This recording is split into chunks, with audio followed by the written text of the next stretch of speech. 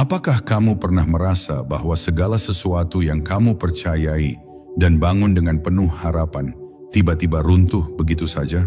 Seperti sebuah serangan tak terduga yang datang tanpa peringatan, menghancurkan segala yang kamu cintai dan percayai. Tapi, tahukah kamu, ada kekuatan yang luar biasa dalam setiap serangan yang datang. Sebuah kekuatan yang mampu membalikkan keadaan, mengubah segala luka menjadi pelajaran yang berharga. Dan hari ini, kita akan membahas sesuatu yang jauh lebih dalam. Bagaimana serangan yang pernah mereka lancarkan kepada kita justru menjadi titik balik bagi perubahan besar dalam hidup mereka. Dan bagaimana setelah semua yang terjadi, kini mereka ingin memperbaiki segala sesuatu yang telah rusak. Jika kamu merasa hancur, jika kamu merasa ditinggalkan, ini adalah perjalanan yang akan membuka mata dan hatimu untuk kekuatan penyembuhan yang bisa muncul dari setiap luka yang mereka tinggalkan. Ikuti perjalanan ini, karena apa yang akan kamu temukan di sini bisa jadi adalah kunci untuk melepaskan masa lalu dan membangun masa depan yang lebih damai. Bab 1. Saat semuanya terjadi. Di tengah hari-hari yang dulu terasa hangat, segalanya berubah dalam diam. Tidak ada petir yang menggelegar atau angin yang memberi tanda. Hanya perlahan, seperti racun yang meresap tanpa disadari. Mereka yang dulu menyapa kini menjauh. Tatapan berubah menjadi dingin, kata-kata tak lagi menenangkan. Serangan itu tidak datang dalam bentuk pukulan, tetapi dalam bentuk keraguan yang disebar, prasangka yang dibisikkan, dan kepercayaan yang dikhianati. Sungguh, terkadang bukan tindakan besar yang melukai, melainkan luka-luka kecil yang ditanam perlahan, hingga hati kita tak lagi mengenali bentuknya sendiri. Dan di saat itulah, kita sadar, kita sedang sendirian menghadapi badai dari orang-orang yang pernah kita lindungi dari badai. Mereka tak tahu betapa dalam luka yang mereka torehkan, karena bagi mereka, itu mungkin hanya reaksi sesaat, mungkin hanya pelampiasan. Tapi bagi kita, itu adalah pukulan terhadap inti diri kita. Rasa percaya yang telah dibangun dari tahun-tahun pengorbanan. Namun disinilah ujian sesungguhnya dimulai. Ketika dunia terasa sepi dan mereka yang dulu menyebut kita kawan, kini menjadi lawan, kita dihadapkan pada pilihan, hancur oleh kebencian atau bangkit dalam pengertian. Dan memilih untuk memahami dalam keadaan seperti itu bukanlah kelemahan. Itulah bentuk paling kuat dari keberanian. Kita mulai melihat bahwa mereka menyerang bukan karena kita lemah, tapi karena kita memantulkan kebenaran yang belum siap mereka terima. Di antara malam-malam yang sunyi, kita menangis bukan karena takut, tapi karena lelah menjaga hal-hal yang bahkan tidak dihargai lagi. Tapi justru di sana, di ruang-ruang batin yang remuk, kita menemukan keajaiban, kekuatan untuk tetap mencintai tanpa harus membalas dendam. Kita mengerti bahwa tidak semua pertarungan harus dijawab dengan pedang. Terkadang, diam yang penuh pengertian jauh lebih menggetarkan daripada ribuan kata balasan.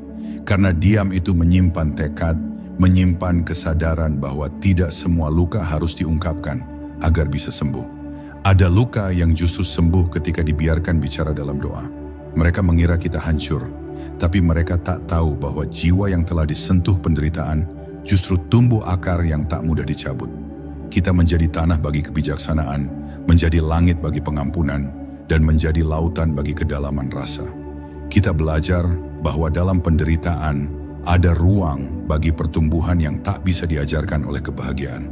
Dan di sanalah kita mengerti bahwa hidup bukan tentang siapa yang paling banyak menang, tetapi tentang siapa yang mampu tetap lembut meski dihantam keras.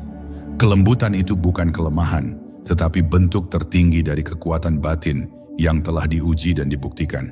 Hari-hari terus berlalu dan serangan demi serangan mulai berubah bentuk. Yang dulu penuh kemarahan, kini berubah menjadi tatapan yang menyimpan penyesalan. Kita tidak membalas, tapi mereka mulai merasa bersalah. Bukan karena kita menuntut, tapi karena mereka melihat kita tidak runtuh. Kita menjadi cermin bagi kekeliruan mereka sendiri. Dan dalam diam, mereka mulai goyah. Hati yang dulu keras, perlahan retak oleh kesadaran yang tak bisa mereka abaikan. Dan mungkin, hanya mungkin, inilah awal dari pembalikan itu. Ketika mereka mulai menyadari, mereka tidak menghancurkan kita, Mereka hanya membangkitkan sesuatu yang lebih kuat dalam diri kita. Sesuatu yang tak bisa dipatahkan, bahkan oleh pengkhianatan. Bab 2. Diam yang menggema. Ada keheningan yang tidak bisa dijelaskan dengan kata-kata. Bukan karena tidak ada yang bisa diucapkan, tetapi karena semua yang perlu disampaikan sudah terwakili oleh ketenangan kita. Setelah serangan itu, kita memilih tidak menjawab. Bukan karena kita kalah, tapi karena kita sadar energi kita terlalu berharga untuk dihabiskan pada sesuatu yang hanya akan menambah luka. Diam kita bukan kekosongan. Diam kita adalah ruang. Ruang untuk merenung, untuk melihat lebih dalam, dan menyusun ulang makna dari semua yang telah terjadi. Dan tanpa mereka sadari, dalam diam itu, gema terdalam justru mulai menjangkau hati mereka. Mereka yang dulu melempar kata-kata seperti anak panah, mulai merasa asing dengan keheningan kita. Karena mereka terbiasa dengan reaksi. Mereka menanti ledakan, balasan, kemarahan yang bisa mereka gunakan untuk membenarkan serangan mereka. Tapi yang mereka temukan adalah ketenangan yang menggetarkan. Dan dalam ketenangan itu, mereka tak bisa menghindar dari bayangan mereka sendiri. Tak ada yang lebih menakutkan bagi hati yang bersalah selain keheningan dari orang yang mereka lukai. Karena dari keheningan itulah muncul pertanyaan-pertanyaan yang tak pernah mereka hadapi sebelumnya. Mengapa dia tidak membalas? Apakah aku sudah melampaui batas? Kita terus berjalan tanpa menjelaskan apapun, karena kita tahu kebenaran tidak butuh pembelaan dari suara yang keras. Ia berdiri sendiri, tegar, dan akan menemukan jalannya sendiri untuk dilihat. Kita memilih untuk tidak menjadi seperti mereka. Kita memilih jalan yang lebih sunyi, tapi lebih dalam. Jalan yang mengharuskan kita menahan rasa ingin membalas, demi menjaga keutuhan jiwa kita sendiri. Dan itu bukan keputusan yang mudah, karena melawan dengan senyuman bukan berarti kita tidak merasakan perih, tetapi karena kita tahu senyuman yang tulus setelah luka adalah kemenangan yang tidak bisa dibeli oleh dendam. Hari demi hari perubahan kecil mulai terjadi. Tidak terlihat oleh banyak orang, tapi kita merasakannya. Nada bicara mereka mulai melembut. Tatapan mereka tak lagi sekeras dulu. Ada rasa ragu dalam setiap kata mereka. Dan itu bukan karena kita menekan, tapi karena kesadaran itu mulai tumbuh dari dalam mereka sendiri. Mungkin mereka mulai bertanya, apakah aku terlalu jauh? Apakah dia benar-benar sebaik itu? Atau aku yang terlalu buta? Pertanyaan-pertanyaan itulah yang menjadi awal dari perubahan. Karena hati yang bertanya adalah hati yang sedang mencari jalan pulang. Kita tidak tergesa, karena kita tahu penyembuhan sejati tidak bisa dipaksakan. Ia membutuhkan waktu. Dan kita memilih untuk tetap setia pada kedamaian yang kita bangun, meski mereka belum sepenuhnya berubah. Kita tidak menunggu dengan harap, tapi dengan tenang. Karena yang kita jaga bukan hanya hubungan dengan mereka, tetapi juga hubungan dengan diri kita sendiri. Kita ingin tetap menjadi versi terbaik dari diri ini, yang tidak dikacaukan oleh luka, tidak didefinisikan oleh serangan, dan tidak diubah oleh pengkhianatan. Karena sejatinya, kekuatan bukanlah kemampuan untuk melawan, tapi kemampuan untuk tetap menjadi cahaya, bahkan di saat dunia ingin memadamkanmu. Bab 3. Ketika kesadaran mulai menyelinap. Ada masa di mana seseorang mulai melihat ke belakang, bukan karena ingin kembali, tetapi karena tiba-tiba bayang-bayang masa lalu mulai berbicara dengan suara yang tak bisa diabaikan. Mereka yang dulu menyerang, kini mulai duduk dalam diam yang sama yang dulu mereka ejek. Mereka mulai melihat bahwa di balik ketenangan kita ada kedewasaan yang tidak pernah mereka mengerti. Dan dalam sunyi itu, suara hati mereka sendiri yang dulu ditenggelamkan oleh amarah dan ego kembali bersuara. Pelan tapi pasti, mereka mulai mempertanyakan motif, keputusan, dan luka yang mereka tinggalkan. Dan kesadaran itu, meski kecil, mulai menyelinap masuk ke relung batin mereka yang paling dalam. Kesadaran tidak datang seperti kilat. Ia datang seperti embun, perlahan menetes satu-satu di atas hati yang mulai menghangat. Mungkin pada awalnya mereka menyangkal. Mungkin mereka mencoba menepisnya dengan pembenaran. Tapi kebenaran memiliki cara tersendiri untuk bertahan dalam batin. Ia tidak perlu didorong, tidak perlu dibela. Ia hanya hadir, diam, dan membuat siapapun yang menyentuhnya mulai gelisah. Gelisah karena sadar telah melukai tanpa alasan yang benar. Gelisah karena sadar bahwa semua yang mereka bangun di atas amarah kini mulai retak oleh kenyataan bahwa mereka salah menilai. Dan itu bukan gelisah yang mudah diabaikan. Mereka mulai mengingat hal-hal kecil. Kata-kata kita yang dulu terasa sepele, kini terasa bermakna. Tindakan kita yang dulu mereka anggap lemah, kini terlihat sebagai bentuk dari kekuatan sejati. Mereka mulai memahami bahwa diam kita bukan karena kita kalah bicara, tapi karena kita terlalu dalam untuk bertarung dengan hal-hal yang dangkal. Perlahan-lahan, gambaran kita di mata mereka mulai berubah. Dari sosok yang dulunya dianggap lemah, menjadi jiwa yang kokoh tak tergoyahkan. Dan dalam perubahan pandangan itu, rasa malu mulai tumbuh. Malu karena telah salah paham. Malu karena pernah menyakiti seseorang yang tak pernah berniat menyakiti balik. Namun kesadaran yang tumbuh tidak serta-merta menghapus jejak luka yang telah ditorehkan. Mereka mulai melihat bekas-bekas luka yang masih ada, bahkan jika kita tak pernah menunjukkannya. Mereka menyadari bahwa keheningan kita bukan berarti kita baik-baik saja, melainkan karena kita telah belajar menerima rasa sakit itu tanpa menambah penderitaan baru. Dan di titik inilah mereka mulai mengerti bahwa mereka bukan hanya menyerang seseorang, tetapi telah merusak sebuah jembatan yang dulu bisa mereka lintasi kapanpun. Sekarang jembatan itu belum runtuh, tapi rapuh. Dan jika mereka benar-benar ingin kembali, mereka tahu, mereka harus melangkah lebih pelan, lebih tulus, dan lebih rendah hati. Perubahan ini bukan hanya tentang mereka, tetapi juga tentang kita. Karena pada akhirnya, pemaafan bukan hanya tentang memberi kesempatan pada orang lain, tetapi juga pada diri kita sendiri untuk bebas dari beban kebencian. Kita tidak harus menerima mereka kembali dalam bentuk yang sama, tapi kita bisa membuka ruang kecil di hati yang telah dewasa untuk memandang mereka dengan mata yang baru. Bukan sebagai musuh, tapi sebagai sesama manusia yang sedang belajar. Mungkin kita tidak akan pernah sama lagi, tapi kita bisa menjadi lebih baik dari versi kita saat luka itu terjadi. Dan disitulah kekuatan sejati kita tinggal, bukan di kemampuan untuk membalas, tapi dalam keberanian untuk tetap membuka pintu kebaikan, bahkan setelah semuanya pernah hancur. Bab 4. Tanda-tanda mereka ingin kembali. Pada suatu titik, energi di antara kita mulai berubah. Bukan karena kata-kata telah diucapkan, tetapi karena sikap mereka mulai menggugah sesuatu dalam intuisi kita. Ada sorot mata yang tak lagi sama. Ada jeda dalam percakapan yang dulu penuh ketegangan, kini diisi oleh diam yang seperti sedang mencari celah untuk menyampaikan penyesalan. Mereka belum meminta maaf secara langsung, tapi hati kita yang telah terasa oleh luka bisa merasakan mereka ingin kembali. Bukan kembali pada masa lalu, tapi kepada kebenaran yang dulu mereka tinggalkan. Dan ketika tanda-tanda itu muncul, kita tahu perjalanan ini belum selesai.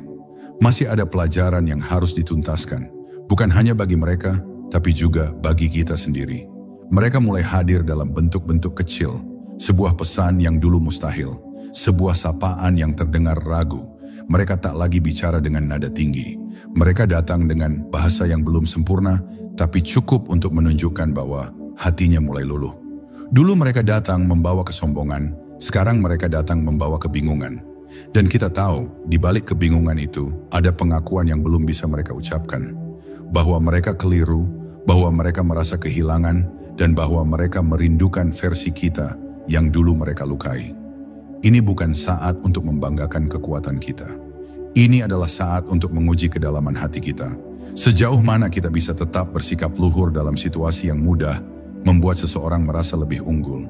Sungguh tidak mudah bagi mereka yang pernah melukai untuk datang kembali dan mengakui kesalahan. Ego manusia bukanlah pintu yang mudah diketuk, tapi saat kita melihat mereka mencoba, meski dengan langkah yang goyah, kita dihadapkan pada dua pilihan besar. Menutup rapat pintu karena merasa puas atas kemenangan diam-diam, atau membuka celah kecil sebagai bentuk penghormatan terhadap keberanian mereka yang akhirnya ingin memperbaiki. Dan kita tahu, pintu yang dibuka sedikit oleh kebijaksanaan lebih mulia daripada benteng yang dibangun oleh dendam. Karena bukan kemenangan yang kita cari, melainkan ketenangan. Dan ketenangan sejati hanya bisa diraih ketika kita tahu cara menyambut kesadaran orang lain tanpa merendahkan mereka. Mereka tidak akan berkata, "Aku salah," dengan mudah. Terkadang bentuk maaf yang paling tulus justru datang dalam bentuk perubahan sikap. Mereka mulai mendengarkan, mereka mulai berhenti menyerang, mereka mulai menyayangi dari kejauhan. Dan meskipun tidak semua hal bisa kembali seperti semula, kita menyadari bahwa perubahan itu nyata. Bukan karena mereka ingin menyenangkan kita, tapi karena mereka mulai menyadari betapa berartinya kebaikan yang dulu pernah mereka tolak. Kita tidak lagi butuh pengakuan.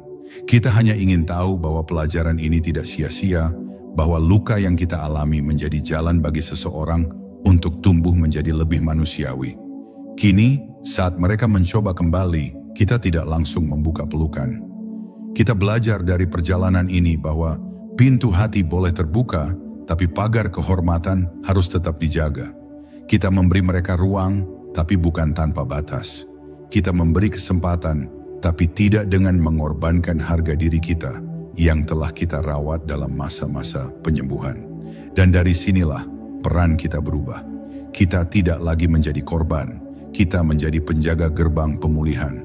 Kita tahu bahwa cinta dan maaf bukan tentang menghapus masa lalu, tapi tentang menata masa depan dengan kebijaksanaan yang lebih dalam.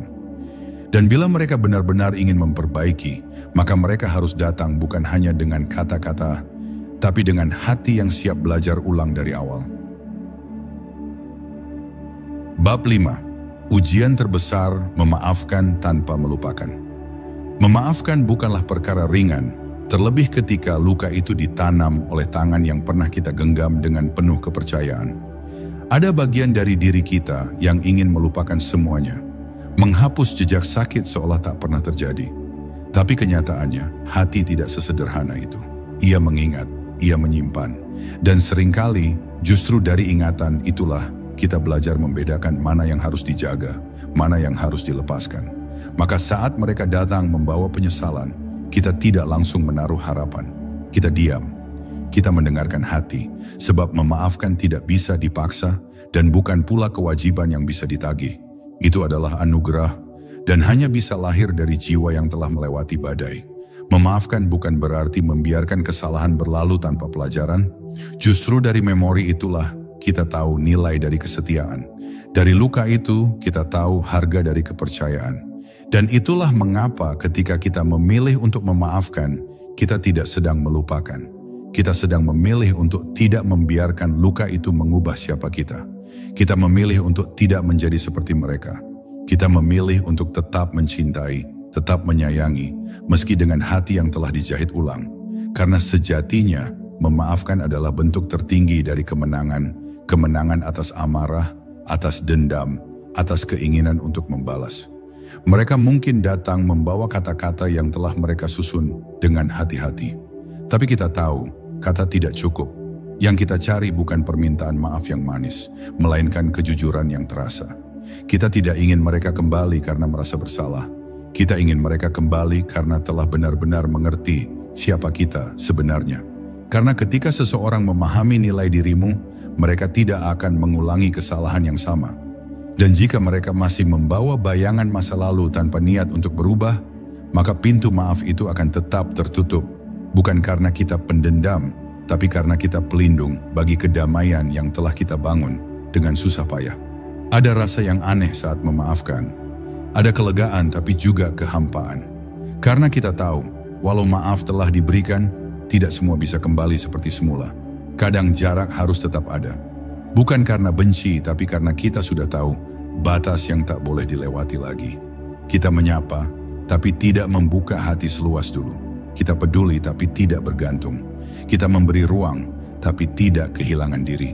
Dan inilah bagian yang paling sulit, berdiri di antara cinta dan kehati-hatian, antara harapan dan kenyataan. Tapi jika kita mampu melewati fase ini, maka kita benar-benar telah sembuh.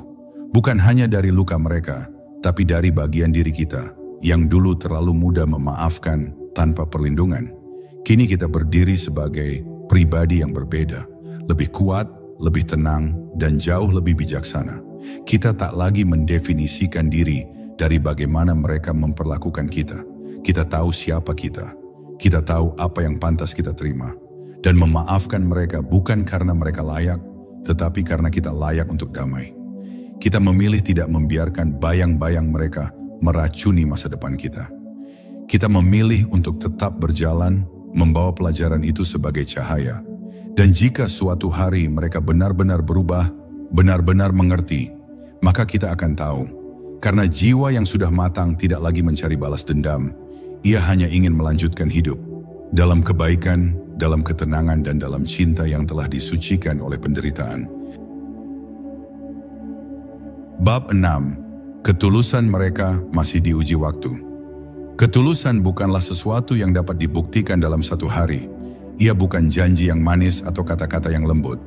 Ketulusan hanya bisa diuji oleh satu hal, waktu. Mereka mungkin datang dengan wajah baru, dengan tutur kata yang terdengar lebih damai, lebih hati-hati. Tapi hati kita telah belajar dari luka. Ia tidak lagi mudah percaya pada perubahan yang datang terlalu cepat. Karena kita tahu yang berubah karena takut kehilangan belum tentu bertahan saat kembali memiliki.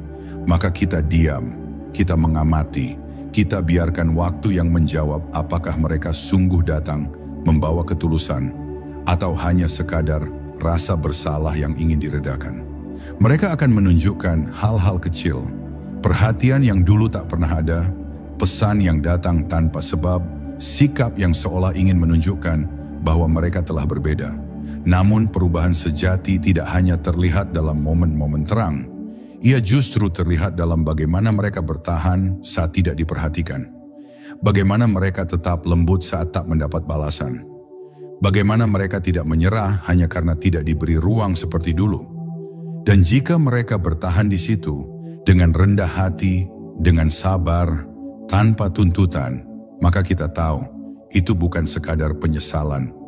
Itu adalah ketulusan yang sedang tumbuh. Walau lambat, waktu juga menguji kita. Kita diuji untuk tidak menjadi keras hanya karena pernah dilukai. Kita diuji untuk tetap menjaga kelembutan hati tanpa kembali terperangkap oleh kelemahan. Kita bukan tembok yang menolak semua bentuk kedekatan, tapi kita juga bukan pintu yang terbuka untuk semua orang yang mengetuk. Maka saat mereka hadir kembali, kita belajar menyeimbangkan, memaafkan tanpa lupa, menerima tanpa melebur, menyambut tanpa harus menyerahkan semua kembali. Dan dalam setiap langkah kecil itu, kita sedang membuktikan bahwa kita telah benar-benar pulih. Bukan karena tidak lagi mengingat luka, tapi karena kita telah berdamai dengannya. Tak jarang mereka akan bertanya, "Apakah kau masih marah?" Dan kita hanya tersenyum, bukan karena semua baik-baik saja, tetapi karena kita tak lagi ingin menyimpan racun dalam dada. Kita tidak marah, tapi kita belum lupa. Kita tidak membenci, tapi kita juga belum percaya sepenuhnya. Karena kepercayaan bukan hadiah yang bisa diminta, ia adalah anugerah yang hanya tumbuh dari kesabaran dan konsistensi. Jika mereka bisa memahami itu, bahwa kita bukan menolak mereka, tapi sedang melindungi diri, maka mereka akan tahu, hubungan yang retak bisa tumbuh kembali, asalkan keduanya bersedia menyiramnya dengan ketulusan yang sabar. Kita menunggu, bukan dengan harapan yang membebani, tapi dengan tenang. Kita menunggu untuk melihat apakah kata-kata mereka menjelma menjadi sikap. Kita menunggu untuk melihat apakah kehadiran mereka bukan sekadar pelarian dari rasa bersalah, tetapi sungguh-sungguh karena mereka ingin berubah. Dan selama itu belum jelas, kita tetap berjalan di jalur kita sendiri. Kita tidak berhenti, kita tidak tergantung pada perubahan mereka untuk merasa utuh. Karena kita tahu, perjalanan ini bukan lagi tentang siapa yang salah atau benar, tetapi tentang siapa yang mampu menjaga kebaikan. Bahkan ketika semua alasan untuk bersikap keras telah tersedia. Dan jika mereka bisa bertahan dalam ujian waktu, maka mungkin mereka benar-benar datang kali ini untuk memperbaiki, bukan mengulangi. Bab 7. Melihat dengan mata yang baru. Kadang kita harus berhenti sejenak untuk melihat dengan mata yang baru. Melihat bukan hanya dengan pikiran yang penuh penilaian, tetapi dengan hati yang sudah teruji. Ketika seseorang datang kembali ke dalam hidup kita, kita dihadapkan pada dua hal. Apakah kita akan melihat mereka sebagai orang yang pernah menyakiti, atau sebagai manusia yang sama seperti kita, dengan kekurangan, kesalahan, dan kebutuhan untuk belajar?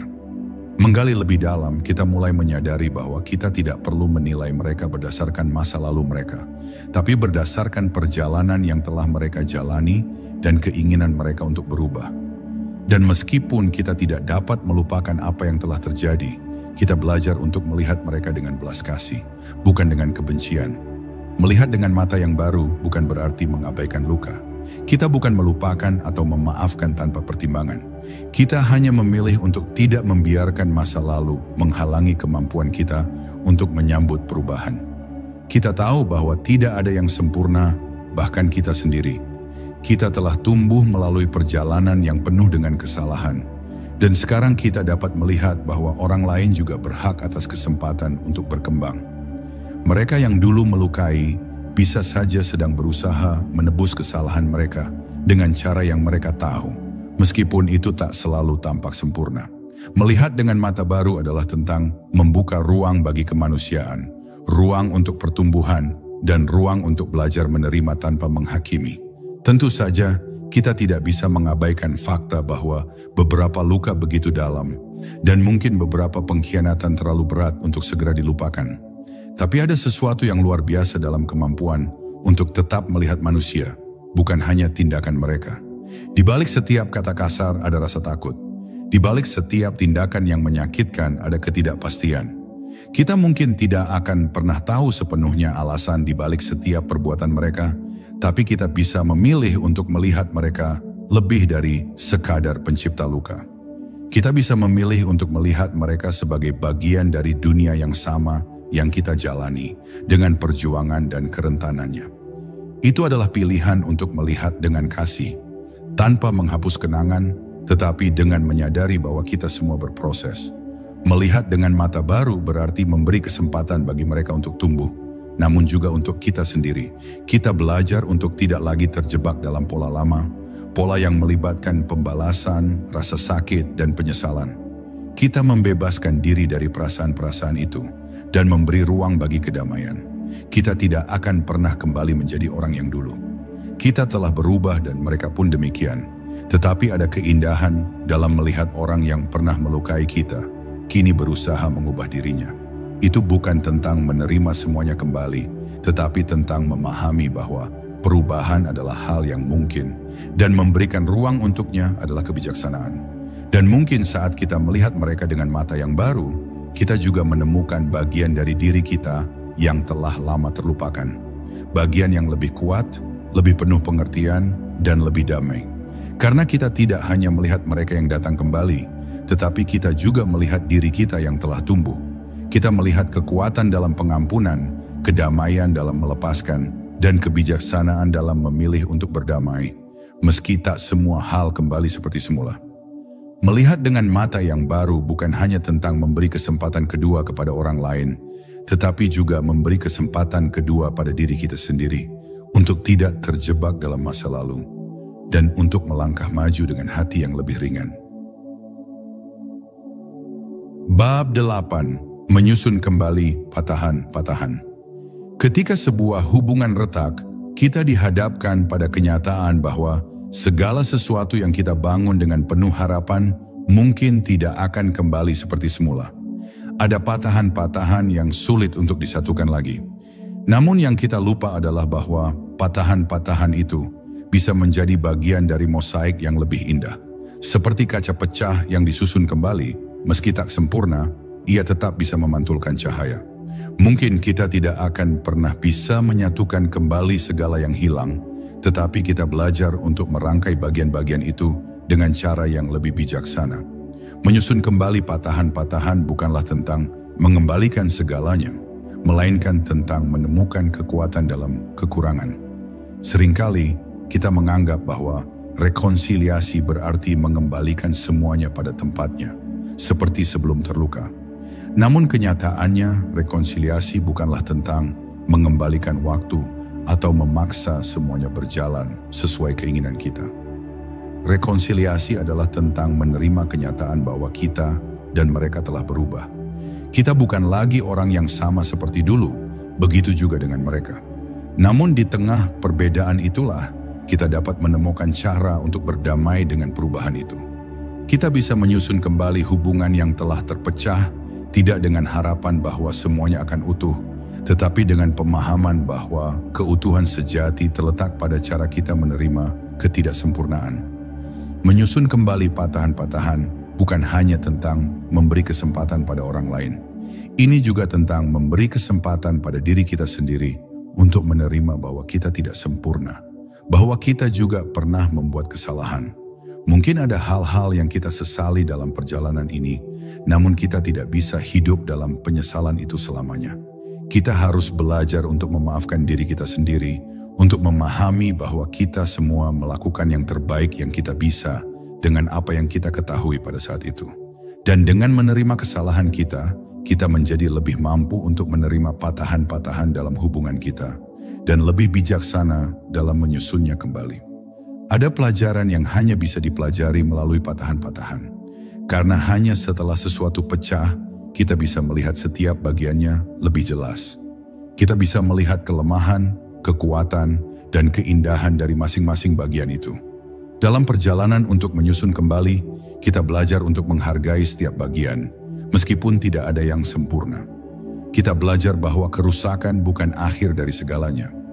Dalam banyak hal, ia justru membuka peluang baru untuk memahami lebih dalam dan mencintai dengan lebih penuh. Kita belajar untuk melihat bukan hanya apa yang hilang, tetapi juga apa yang masih ada dan apa yang bisa kita bangun dari apa yang tersisa. Pada akhirnya, kita akan menyadari bahwa patahan-patahan itu tidak perlu dihindari. Mereka adalah bagian dari perjalanan kita. Mereka adalah saksi dari proses penyembuhan, pertumbuhan, dan perubahan yang tak terhindarkan. Kita mungkin tidak dapat mengembalikan segalanya seperti semula, tetapi kita bisa menciptakan sesuatu yang lebih indah dari apa yang telah hancur. Kita bisa menemukan kedamaian dalam ketidaksempurnaan, kebijaksanaan dalam luka, dan kekuatan dalam penerimaan. Karena hanya melalui patahan-patahan itu, kita menemukan cara untuk menjadi lebih utuh dari sebelumnya. Kita tidak hanya menyusun kembali, kita membangun kembali dengan hati yang lebih luas dan pandangan yang lebih dalam. Bab 9. Membuka pintu yang baru. Setelah melalui perjalanan yang penuh dengan perbaikan, maaf, dan pelajaran hidup, kita akhirnya tiba pada titik di mana pintu baru terbuka. Bukan karena kita lupa akan luka-luka yang pernah ada, tetapi karena kita telah belajar untuk berdamai dengannya. Pintu itu bukan hanya milik orang lain, tetapi juga milik kita sendiri untuk memulai babak baru, untuk membuka ruang bagi kebahagiaan, kedamaian, dan cinta yang lebih murni. Ketika kita memaafkan dan melepaskan, kita tidak hanya memberi kesempatan pada mereka untuk kembali, tetapi kita juga memberi kesempatan pada diri kita sendiri untuk tumbuh lebih bebas. Kita membuka pintu bukan hanya untuk orang yang pernah melukai, tetapi untuk diri kita yang baru, yang lebih kuat, lebih penuh pengertian, dan lebih bijaksana. Membuka pintu yang baru bukan berarti melupakan semua yang telah terjadi. Justru, pintu itu terbuka dengan penuh kesadaran bahwa kita tidak bisa kembali ke masa lalu, dan kita tidak perlu memaksakan sesuatu untuk menjadi seperti semula. Pintu itu terbuka karena kita sudah menerima kenyataan, dan kita memilih untuk maju. Kita tahu bahwa hidup ini tidak akan selalu sempurna, dan kadang-kadang pintu yang kita buka akan membawa kita pada tantangan baru. Tetapi kita juga tahu bahwa setiap tantangan adalah kesempatan untuk lebih mengenal diri kita, untuk lebih memahami hidup ini dengan segala keindahannya yang tidak terduga. Kita tidak membuka pintu baru untuk melupakan siapa yang telah kita tinggalkan di belakang. Kita membuka pintu itu untuk memberikan ruang bagi diri kita untuk berkembang, ruang untuk merasakan kebahagiaan yang telah lama terlupakan, ruang untuk mencintai diri kita tanpa rasa bersalah. Kita membuka pintu untuk menerima bahwa kehidupan ini adalah rangkaian dari berbagai cerita, dan kita tidak bisa mengubah apa yang telah terjadi, tapi kita bisa mengubah cara kita memandangnya. Pintu itu memberi kita kesempatan untuk menulis cerita kita yang baru, bukan berdasarkan masa lalu, tetapi berdasarkan kekuatan yang kita temukan dalam proses penyembuhan. Terkadang pintu baru itu datang dalam bentuk orang-orang yang baru, peluang yang baru, atau bahkan perubahan dalam diri kita yang membawa kita ke tempat yang lebih baik. Tapi pintu itu tidak akan terbuka jika kita masih terikat pada masa lalu, jika kita masih memelihara amarah atau penyesalan. Pintu itu hanya bisa terbuka jika kita cukup berani untuk melepaskan segala beban yang menahan kita. Melepaskan bukan berarti melupakan, melainkan memilih untuk tidak membiarkan masa lalu mendefinisikan siapa kita hari ini. Melepaskan adalah cara kita memberi ruang bagi hal-hal baru yang lebih indah, bagi kehidupan yang lebih damai dan lebih berarti. Dengan membuka pintu itu, kita tahu bahwa kita tidak akan pernah sama lagi. Kita telah berubah, tetapi perubahan ini bukanlah sesuatu yang harus ditakuti. Sebaliknya, perubahan adalah bentuk kebebasan. Kebebasan untuk menjadi siapa kita sebenarnya. Bebas dari segala beban masa lalu yang pernah menghalangi kita untuk tumbuh. Ketika kita membuka pintu yang baru, kita membuka diri kita untuk kemungkinan yang tak terbatas. Kita memberi diri kita izin untuk merasakan kebahagiaan, untuk mencintai tanpa takut, untuk berdamai dengan semua bagian dari diri kita. Dan itulah keindahan terbesar, bahwa meskipun kita telah melalui perjalanan yang penuh luka dan penyesalan, kita akhirnya bisa berdiri dengan kepala tegak, siap untuk membuka pintu baru, dengan hati yang lebih besar, lebih kuat, dan lebih penuh dengan harapan. Bab 10. Menemukan kedamaian yang sejati. Pada akhirnya, apa yang kita cari bukanlah balas dendam, bukan pula pengakuan atau permintaan maaf. Apa yang kita cari adalah kedamaian. Kedamaian yang lahir dari dalam diri kita, dari pemahaman bahwa kita tidak bisa mengubah apa yang telah terjadi, tetapi kita bisa mengubah cara kita memandangnya. Kita bisa mengubah cara kita meresponsnya. Seiring berjalannya waktu, kita mulai menyadari bahwa kedamaian bukan tentang menghentikan dunia dari berputar, tetapi tentang menemukan ketenangan di tengah keramaian. Bukan tentang menghindari rasa sakit, tetapi tentang berdamai dengan kenyataan bahwa rasa sakit adalah bagian dari perjalanan hidup kita. Kedamaian sejati datang saat kita mampu melepaskan perasaan terluka yang membelenggu kita selama ini. Bukan dengan melupakan atau menanggalkan luka itu begitu saja, tetapi dengan menerima bahwa luka-luka itu adalah bagian dari kita. Mereka membentuk kita. Mereka mengajarkan kita ketahanan, mengajarkan kita untuk tumbuh. Dengan memaafkan, kita tidak hanya memberi kesempatan pada orang lain untuk berubah, tetapi kita memberi kesempatan pada diri kita sendiri untuk sembuh. Dan saat kita sembuh, kita menemukan kedamaian yang sejati.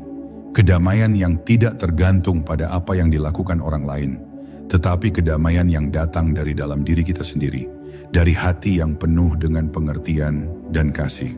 Kedamaian itu adalah ruang yang kita ciptakan untuk diri kita sendiri. Ruang di mana kita tidak lagi membiarkan luka-luka lama mendikte hidup kita.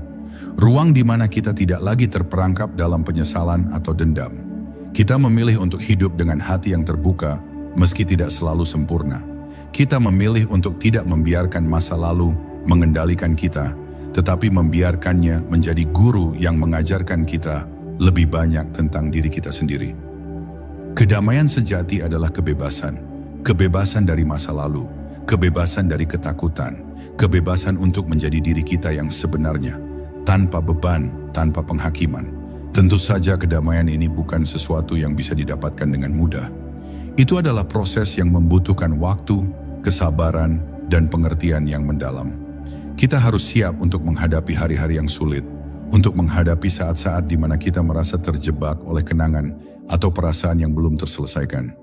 Namun kita tahu bahwa setiap langkah yang kita ambil menuju kedamaian adalah langkah menuju kebebasan.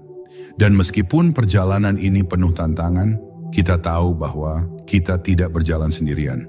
Kita memiliki kekuatan untuk menghadapi apapun yang datang, karena kita telah belajar untuk berdamai dengan diri kita sendiri dan dengan dunia di sekitar kita. Dan pada akhirnya, kedamaian sejati bukanlah tujuan yang bisa kita capai dalam sekejap. Itu adalah perjalanan yang terus berlangsung. Sebuah perjalanan yang mengajarkan kita untuk hidup dengan lebih sadar, lebih penuh kasih, dan lebih bijaksana. Sebuah perjalanan yang mengajarkan kita untuk menerima diri kita apa adanya, dengan segala kekurangan dan kelebihan kita. Kedamaian sejati datang saat kita berhenti mencari persetujuan dari orang lain dan mulai menemukan kedamaian dalam diri kita sendiri. Itulah tujuan yang sejati.